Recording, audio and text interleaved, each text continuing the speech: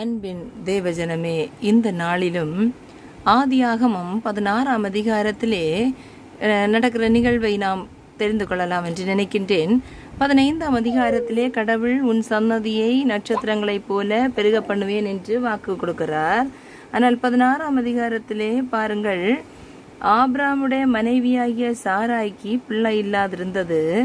எகிப்து தேசத்தாளாகிய ஆகார், அவங்க வீட்டில் ஒரு அடிமை பெண் இருக்கிறா, அவங்க வீட்டில் வேலை செய்கிற அடிமை பெண் இருக்கா, அவளோட பேர் ஆகார். அவள் எகிப்து தேசத்தை சார்ந்தவள்.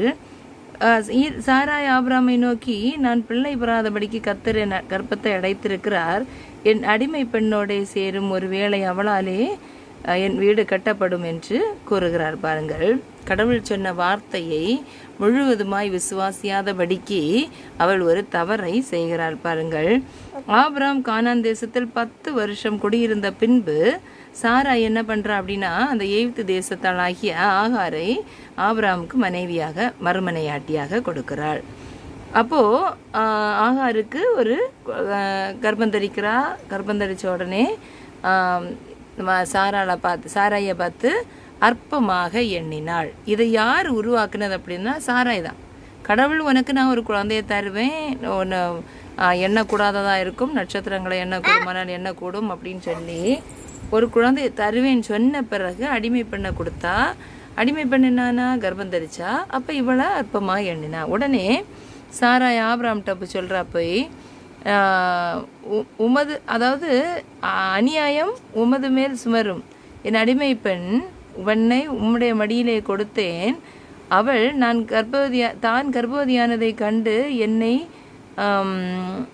அற்பமாக எண்ணுகிறாள், கர்த்தர் எனக்கு உமக்கு நடந்தென்று தியானித்திருப்பாராக. இந்த தப்பை செய்தது அவ இப்போ வரிச்ச உடனே இந்த மாதிரி வருத்தப்படுறா பாருங்க. அப்போ அதற்கு ஆபிரகாம் சாராயை நோக்கி, இதோ உன் அடிமை பெண் உன் கையில் இருக்கிறாள், உன் பார்வைக்கு நலமானபடி செய் என்றார். அப்போது கர்த்தருடைய தூதன் அவரை வனாந்திரத்திலே சூருக்கு போகிற வழி அருகே இருக்கிற நீரூற்றனை கண்டு ஆகார வெளியே விரட்டியாச்சு. நீரூற்றண்டையில் ஆகார யார் பார்க்குறா? தேவதூதன். அப்போது இந்த ஒரு கசப்பான அனுபவம் சாராய்க்கு ஏன் ஏற்பட்டது அப்படின்னு சொன்னால், சாராயோட பொறுமையின்மை அப்படின்னு சொல்லலாம், இல்லைனா விசுவாசம் இல்லாத நிலை என்று சொல்லலாம். கடவுள் ஆசீர்வதிப்பேன் என்று சொன்ன பிறகு பொறுமையோடு காத்திராதபடிக்கு அவள் செயல்பட்டதுதான் அவளுடைய இந்த மனவேதனைக்கு காரணம். நாமும் சில நேரங்களிலே சில காரியங்கள் தாமதமாகி கொண்டிருப்பதனால் நாம் உடனடியாக மாற்று வழியாக இதை செய்தால் நல்லா இருக்கும், அதை செய்தால் நன்றாக இருக்கும் என்று தவறான காரியங்களை செய்வதுண்டு. அப்படி செய்யாதபடிக்கு நம்மை கடவுளுடைய சித்தத்துக்கு ஒப்பு கொடுப்போம், இறையாசி பெறுவோம். ஆமென்.